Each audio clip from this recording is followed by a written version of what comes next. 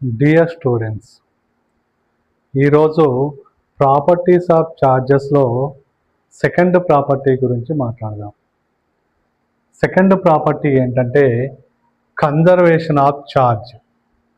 Conservation అంటే constant, so it does not change. Charge అనేది change అవ్వదు. The total charge of an isolated system remains constant. Isolated system means this system it is not interacted with any other system and surroundings. It is the individual system.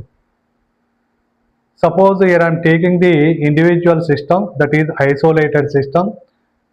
There are positive charges and there are negative charges. So the total charge of the system it remains constant. Suppose ఏదైనా process complete అయితే ప్రాసెస్కి ముందు total charge ఎంత ఉందో process తర్వాత కూడా total charges same ఉంటుంది. So దాన్ని మనం the total charge of the system remains constant అని రాస్తాం. సో ఇంకా charge can neither be created nor destroyed. ఛార్జ్ని మనం క్రియేట్ చేయలేం. ఏదైనా ఒక ఐసోలేటెడ్ సిస్టంలో ఛార్జ్ని క్రియేట్ చేయలేం అండ్ ఛార్జ్ని డిస్ట్రాయ్ చేయలేం. But it can be transferred from one body to another body. కానీ ఛార్జెస్ మాత్రం ఒక బాడీ నుంచి ఇంకొక బాడీకి ట్రాన్స్ఫర్ అవుతాయి. ఇలా ట్రాన్స్ఫర్ అయినా ట్రాన్స్ఫర్కి ముందు ఎంత ఛార్జ్ ఉందో ట్రాన్స్ఫర్ తర్వాత కూడా సేమ్ ఛార్జ్ ఉంటుంది. For example, here I'm rubbing the glass rod and silk. Before rubbing, glass rod, silk, both are neutral bodies. Neutral bodies means here I am taking the charge of the glass rod Q1 equals to 0, the charge of the silk rod Q2 equals to 0. Neutral body means the number of protons which are equal to the number of electrons. So number of protons number of electrons కి equal అయితే దాన్ని neutral body అంటాం. So neutral బాడీకి మనం charge 0 అని తీసుకుంటాం. The net charge is 0 for the neutral body.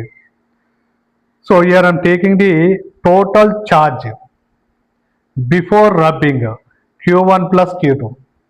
Both are zeros. 0 plus 0 it is equal to the 0.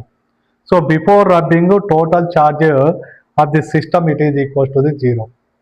So ఇది మొత్తం సిల్క్ అండ్ గ్లాస్ రాడ్ మొత్తాన్ని కూడా ఒక సిస్టమ్గా కన్సిడర్ చేసుకుంటాం. It is the isolated system. After rubbing glass rod it is rubbing with the silk.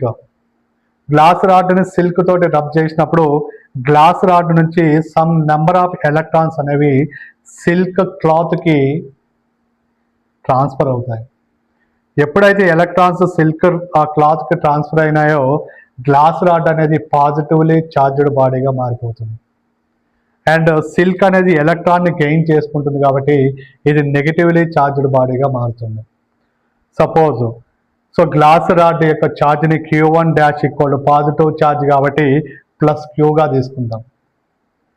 And silk cloth అనేది negative charged బాడీగా convert అవుతుంది కాబట్టి మైనస్ క్యూ అని తీసుకుంటాం. సో ఇప్పుడు total charge of the system find out చేస్తే after rubbing తర్వాత Q total dash equal to the Q1 dash plus Q2 dash. So plus Q minus Q, these two are get cancelled. Then what about the total charge after rubbing? It is equal to the 0. So before rubbing total charge 0 అవుతుంది, after rubbing total charge 0 అవుతుంది. So it is a law of conservation of charge. So ఇక్కడ మనకి JEE mains 2022 26th July Shift 1లో ఈ కాన్సెప్ట్కి సంబంధించి ఒక question అడగడం జరిగింది. అదేంటో చూద్దాం. An isolated system contains 3 charged bodies A, B and C. Initially the charges on them are 3 microcoulombs, minus 2 microcoulombs and 5 microcoulombs respectively. After a massive internal electrical arrangement and spark transferred within the box, the final charges on A and B are found to be plus 4 microcoulombs and 2 microcoulombs respectively. What is the final charge on object C? So ఇది question. So internal electrical arrangement వల్ల కొన్ని charges అనేవి transfer అవుతున్నాయి. So ఇలా charges transfer అవటం వల్ల A body పైన charge, B body పైన ఛార్జ్ ఇచ్చాడు అండ్ సి బాడీ పైన ఎంత ఛార్జ్ ఉందో ఫైండ్ అవుట్ చేయాలి. సో దీనికోసం from law of conservation of charge concept use చేస్తాం.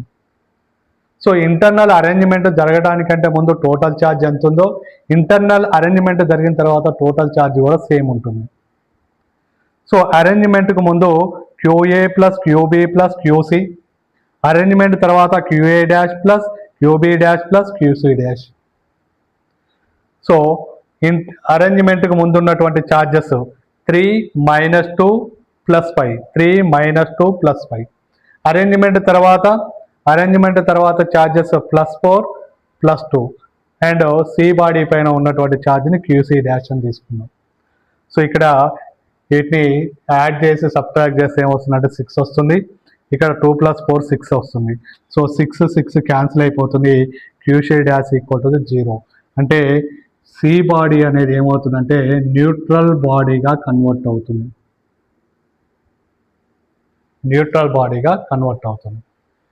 సో ఇది లా ఆఫ్ కన్జర్వేషన్ ఆఫ్ ఛార్జ్కి సంబంధించినటువంటి కాన్సెప్ట్. సో నేను ఇచ్చేటటువంటి కంటెంట్ కనుక మీకు నచ్చినట్టయితే నా YouTube channel basic physics with Venkatesh అనే ఛానల్ని సబ్స్క్రైబ్ చేయండి. మీకు ఏమైనా డౌట్స్ ఉంటే మాత్రం కామెంట్ రూపంలో మీ డౌట్ని అక్కడ షేర్ చేయండి. Right, thank you all.